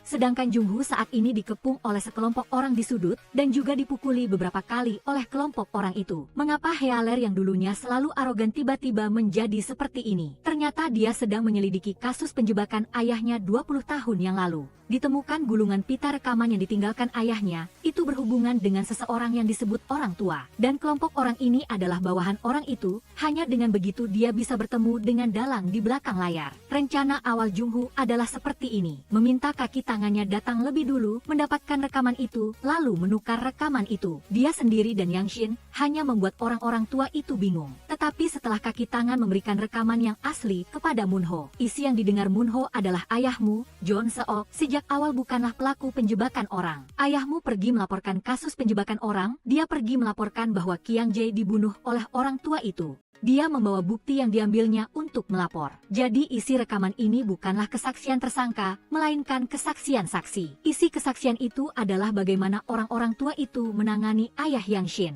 Jadi ayah Jungho sama sekali bukan pembunuh. Mendengar sampai di sini, Jungho akhirnya bisa bernapas lega. Setelah itu Yang Shin juga tersenyum menghiburnya. Ini sudah cukup untuk melaporkan kejahatan orang tua itu. Moonho menyuruh Yang Shin, kalian berdua sekarang bisa kembali. Bagaimana menurutmu? Aku tanya padamu, orang-orang yang menjebak ayahmu dan juga memfitnah ayahku sebagai penjebak orang. Agar kita harus menderita seperti ini, bagaimana menurutmu? Kalau begitu, kita lanjutkan saja rencana ini, agar kita bisa melangkah sampai akhir. Setelah itu mereka berdua membuat rencana untuk menemukan orang tua itu, barulah dia menjadi pengecut seperti ini. Kemudian sekelompok orang ini membawa Jungho ke sini, sementara siaran langsung Moonho baru saja dimulai. Saat orang tua itu muncul, kacamata pintar Jungho langsung merekamnya. Ajuma hacker meneruskan rekaman itu kepada Moonho, lalu menjadi adegan siaran langsung. Sedangkan tujuan mereka juga sangat sederhana, yaitu ingin wajah orang tua itu terungkap di hadapan publik. Setelah itu, mereka mulai menyiarkan rekaman itu secara terbuka. Ternyata 20 tahun yang lalu, ayah Jungho, John Seok, ayah Yang Shin, bersama Moon SIK, setelah lulus, semuanya bekerja sebagai reporter. Mereka bersama-sama mencari bukti pencucian uang orang tua itu. Tetapi saat sedang merekam, gerakan dua orang yang terlalu besar mengejutkan anak buah orang tua itu. Ayah Yang Shin memutuskan untuk mengalihkan perhatian mereka. Hei anak nakal, apa yang kamu lakukan di sini? Sementara ayah Jungho pergi mengambil bukti. Dia berlari, mendapatkan bukti, lalu mulai berlari kembali ke mobil dan berkata kepada Moon SIK, Johan dalam bahaya. Dia meminta Moon SIK menyalakan mobil dan siap siaga kapan saja, sementara dia sendiri pergi menyelamatkan Johan. Saat Moon SIK turun dari mobil dan melihat Tomcat, dia menyadari ada sesuatu yang salah. John Seok melihat pemandangan Johan diperlakukan dengan sangat menyedihkan. Begitu dia hendak menerobos keluar, dia ditarik kembali oleh Moon SIK, menunjukkan agar dia tidak bertindak gegabah. Tetapi John Seok tidak bisa menahan diri melihat Johan yang tak bersalah meninggal. Dia keluar, memotret semua bukti, dan kemudian ditarik ke dalam mobil oleh Moon SIK dan pergi dari sana dengan ketakutan. Setelah itu, John Seok segera pergi ke kantor polisi untuk melaporkan kasus tersebut, dan petugas itu adalah orang yang meninggal sebelumnya bernama Jong Chun. Ketika dia sedang mencatat untuk John Seok, orang tua itu menggunakan kekuasaannya untuk mencari orang datang ke kantor polisi dan langsung membawa John Seok pergi. Setelah itu, orang tua itu menemukan Moon SIK melalui nomor plat mobil. Setelah memukulinya dengan parah, dia menyuruh Moon SIK membuat pernyataan palsu. Saya melihatnya, John Seok sendiri yang menghabisi Johan. Rekaman dihentikan di sini, semua masalah telah selesai sekarang. Jung-Hoo hanya ingin menjadi orang biasa dan hidup dengan baik. Mari kita coba, hiduplah seperti orang biasa. Maukah kamu bersamaku? Tentu saja. Tetapi yang mereka tidak tahu adalah Moon SIK saat ini sedang merencanakan sebuah rencana besar, dan target utamanya adalah tabib Bongsu. Pria ini baru saja turun dari mobil dan pulang ke rumah, langsung dihentikan oleh sekelompok orang di dalam mobil. Kemudian dia dibuat pusing oleh beberapa orang besar. Saat ini Jung-Hoo dan Yang Shin datang berkunjung ke rumah Moon-ho. Keduanya disilaukan oleh lampu jauh mobil. Ketika dua mobil berhadapan dan saling melewati, sebagai agen rahasia Jung-Hoo merasakan ada sesuatu yang aneh. Dia merasa mobil barusan itu agak mencurigakan. Saat ini, melihat mobil Moon-ho berhenti di sini, dia buru-buru turun dari mobil untuk melihat. Langsung saja dia melihat kamera jatuh di tanah. Itu adalah kamera Moon-ho. Saat ini Jung-Hoo memiliki firasat buruk. Dia buru-buru kembali ke mobil, mengeluarkan headset pintar, dan menghubungi BB hacker. Dia meminta BB itu melacak lokasi GPS di ponsel Moon-ho. Kemudian berkata kepada Yang Shin, sepertinya dia diculik, apa yang akan kamu lakukan?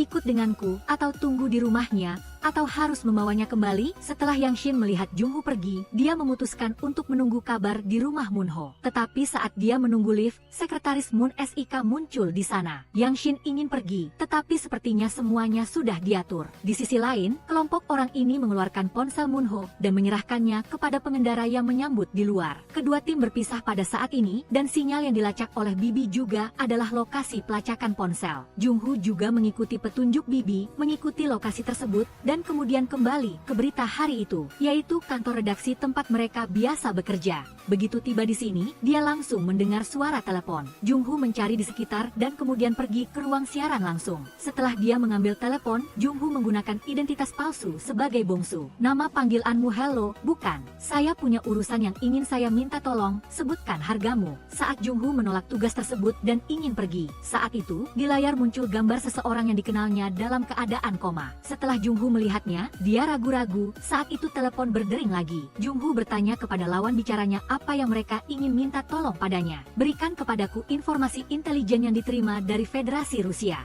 Jung-Hoo demi agar semua orang di sisinya tidak lagi terluka, tidak ada jalan lain selain berkompromi. Dia pergi ke kantor dan mulai mencari, sementara di sisi lain Yang Shin ditahan oleh sekretaris Kwon. Apapun yang Yang Shin tanyakan, sekretaris Kwon hanya menatapnya dan tidak menjawab sama sekali, seolah-olah sedang menunggu instruksi. Saat ini, Yang Shin teringat pada kalung di dadanya. Ini adalah hadiah ulang tahun yang Jung-Hoo berikan sebelumnya, mengatakan bahwa kapanpun dalam bahaya, ingatlah untuk menekan tombol, dan BB hacker akan menerima sinyal. Jadi, kalung Yang Shin memancarkan sinyal, di mana di rumah Moon-ho, dia pasti ada di sana menunggu, tanpa sengaja tersentuh. Saat ini, tiba-tiba Jung-Hoo melihat sesuatu. Sebelumnya, saat berangkat kerja, dia setengah sadar menerima panggilan laporan. Jung-Hoo, yang tidak cocok dengan pekerjaan siang hari, ragu-ragu mengatakan bahwa pihak lain salah sambung. Saat ini direbut oleh Yang Shin, dia sedang memikirkan dengan cermat suara di ujung telepon sana. Setelah itu, dia pergi ke meja kerja Johan dan menemukan rekaman percakapan itu di laci. Jung-Hoo kembali ke ruang siaran langsung. Setelah mengonfirmasi rekaman suara dengan pihak lawan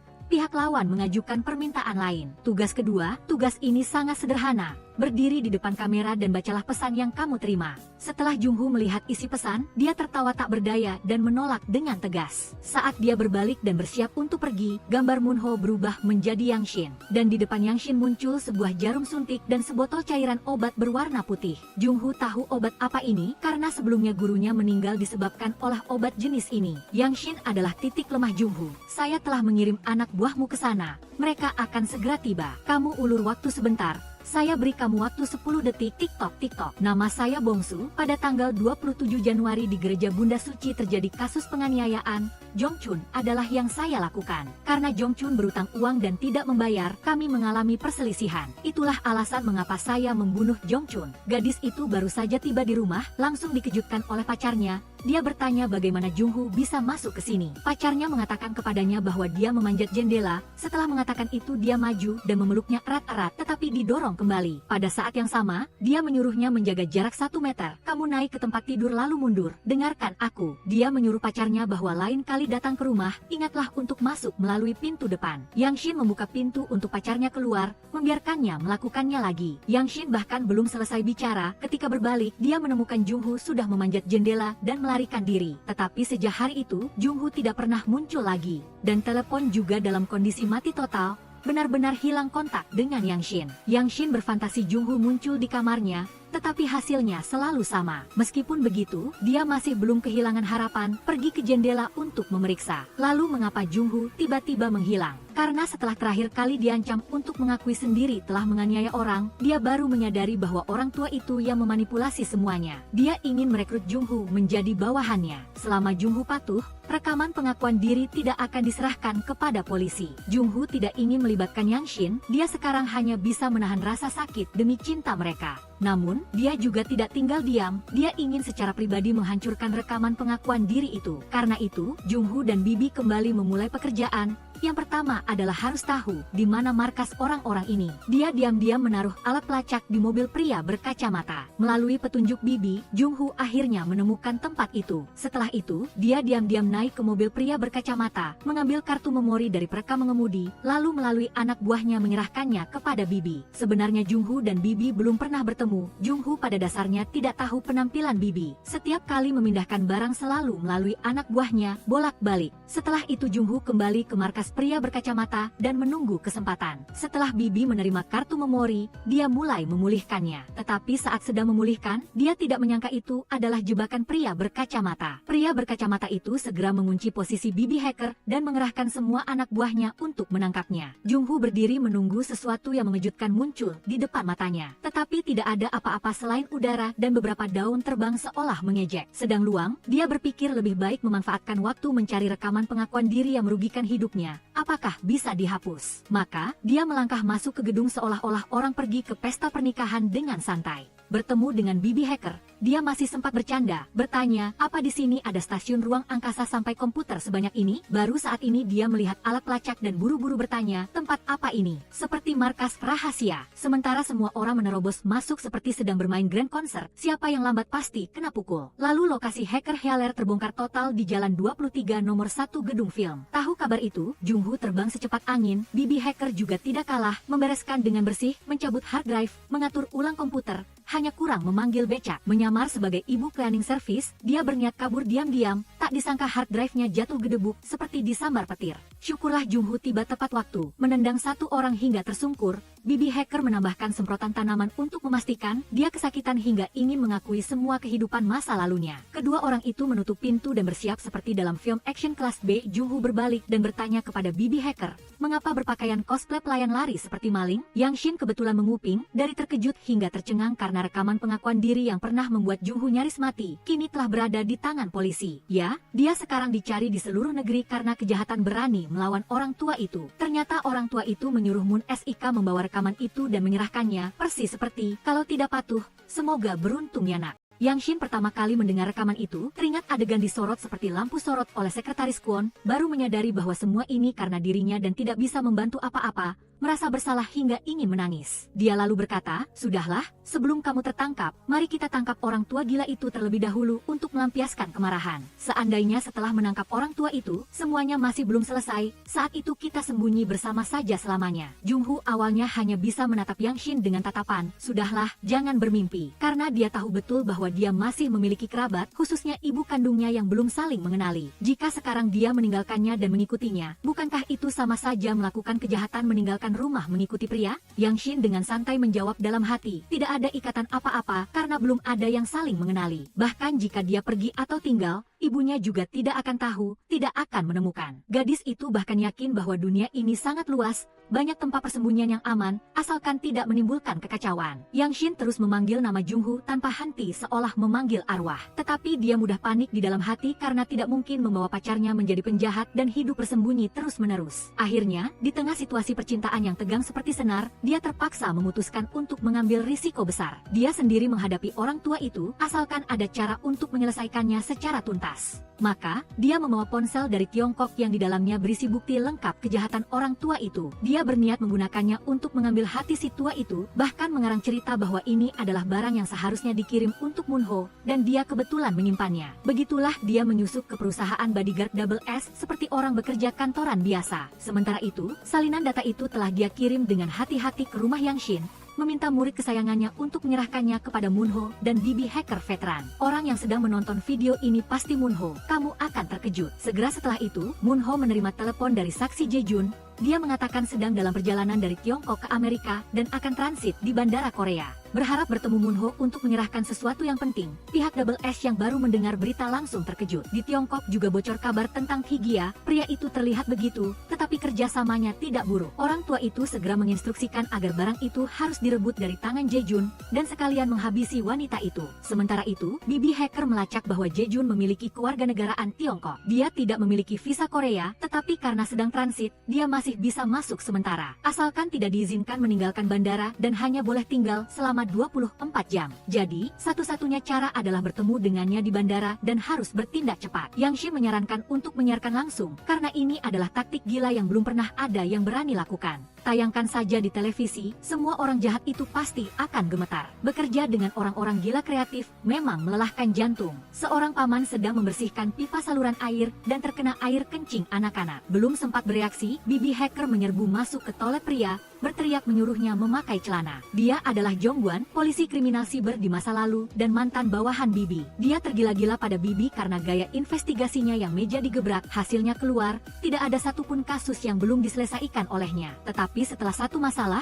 Bibi berhenti menjadi polisi dan pindah menjadi hacker rahasia. Jong-gwan mengira seumur hidup ini tidak akan bertemu lagi dengan kakak perempuannya, tetapi hari ini dia malah didatangi secara aktif olehnya. Kali ini Bibi mencarinya adalah untuk berbagi beberapa petunjuk terkait orang tua itu. Sementara itu, di Bandara Korea, serangkaian mobil hitam memasuki. Itulah hacker anak buah Moon SIK dan Jung-ho. Hacker memberikan tugas kepada Jung-ho, hanya perlu melihat Jong-gwan. Konfirmasi tidak membawa virus, lalu tuntun dia ke belakang dan menghilang, sisanya biar mereka yang urus. Jika kali ini berhasil, rekaman pengakuan bersalah Jung-ho akan dihapus bersih seolah tidak pernah ada. Dia berpikir dalam hati, mengapa ada tugas yang semudah makan bubur seperti ini? Jung-ho hanya bisa melihatnya dengan tatapan sangat menghina. Jong-gwan masih menunggu perintah. Tentu saja Jung-ho tidak akan membiarkan kekasihnya terlibat. Seluruh tim membagi tugas. Bibi hacker memantau Double S, Moon-ho bertugas menjemput Jae-jun. Sementara Jung-ho berakting seperti sungguhan. Yang Shin pergi mengatur lokasi di toilet wanita, tempat dia akan melakukan wawancara langsung Jae-jun dan menyiarkannya secara langsung dengan gaya tak terduga. Saya Yang Shin, junior reporter Moon-ho. Saat muncul di lobi besar, dia berpura-pura tidak mengenal, belok kiri naik eskalator langsung ke toilet wanita. Ketika Jae-jun tiba, Moon-ho memberi isyarat padanya untuk naik ke lantai 2, sementara dia menarik seorang gadis secara acak untuk mengalihkan perhatian. Karyawan Double S salah mengira gadis ini adalah Jae-jun, langsung menerjang untuk menangkapnya sampai gadis itu berteriak, "Saya siapa? Di mana ini?" Barulah mereka tahu tertipu dan berlarian mencari Jae-jun yang asli. Jung-ho saat ini sudah menyelinap ke toilet untuk berganti seragam. Moon-ho menyalakan pemancar siaran langsung behind the scene. Semuanya sudah siap. Televisi segera menayangkan video orang tua itu sedang melakukan eksperimen ilegal. Di sisi lain, Yang Shin mulai mewawancarai Jae-jun, mengungkap konspirasi peningkatan toksisitas bakteri dan penelitian penyakit menular super berbahaya. Tepat pada saat ini, Jung-Hoo muncul, menerobos masuk mencari sampel bakteri, tindakannya disiarkan langsung. Yang Shin sambil merekam bertanya-tanya, siapa ini ya Tuhan, tetapi tetap menayangkan tanpa henti. Jung-Hoo menyerahkan barang itu kepada hacker orang tua itu, dia baru tahu dirinya tayang di seluruh negeri. Dia langsung menyuruh orang mengejar Yang Shin untuk mengambil kembali kamera. Jung-Hoo segera kembali menyelamatkan pacarnya. Tepat pada saat Jong-Gwan membawa polisi ke lokasi, kacau balau seperti sarang lebah. Jae-jun memanfaatkan kesempatan untuk kabur cepat tetapi malah lari tepat ke arah pelaku. Jung-Hoo mencoba menghadang tetapi dihalangi oleh polisi. Dia merebut pistol dan mengarahkannya ke pelaku. Tepat pada saat itu, Yang Shin melihat dia terjatuh, darah berceceran, pemandangan itu membuatnya seperti terpaku di tempat. Dia tersungkur di tanah, tidak berani percaya pada pemandangan di depan matanya lagi. Televisi memberitakan orang tua itu diungkap seluruh kejahatannya, disertai kesimpulan bahwa Healer yaitu Jung-Hoo telah meninggal saat menjalankan tugas. Tetapi sebenarnya tidak ada yang logout, dia hanya berpura-pura untuk mundur dari identitas Healer. Semuanya telah diatur skenarionya oleh BB Hacker dan pistol Jong-Gwan hanyalah properti, darah palsu juga properti. Sejak saat itu, Jung-Hoo hidup di bawah identitas Bongsu. Bersama Yang Shin memulai kehidupan yang tanpa malu, tetapi bahagia. Pintu depan begitu besar tidak dilewati, dia hanya suka menyelinap masuk melalui jendela ke rumah pacarnya. Gaya hidup aneh tetapi romantis. Dia mengajak pacarnya keluar untuk bertemu sebentar. Yang Shin bertanya kemana dia membawanya. Dia bilang, kemana? Masih lama baru ku kasih tahu. Lalu mereka menyebarkan makanan anjing kemesraan di depan umum untuk dimakan semua orang seperti ini. Bukankah ini buruk sekali?